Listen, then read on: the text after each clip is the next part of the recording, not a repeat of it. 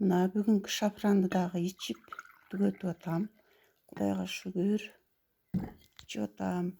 Эгерде адамзат өзүнүн душмандары бар экенин сезип калган болсо, анда сөзсүз шафран ичип, рукуя окутуп өзүн өзү коргондонушу керек.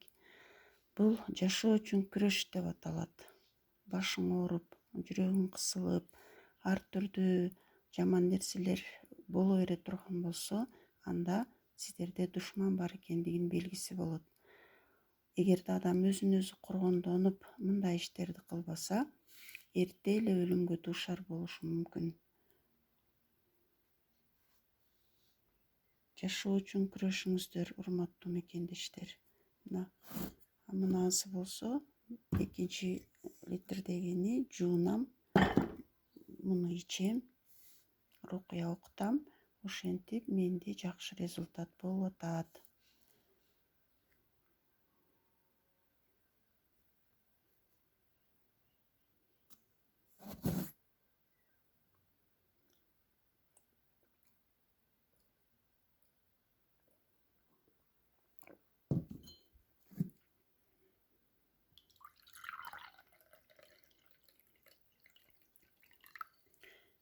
Бирөөгө жамандык кылгандардын Аллахым сөзсүз жазасын берет.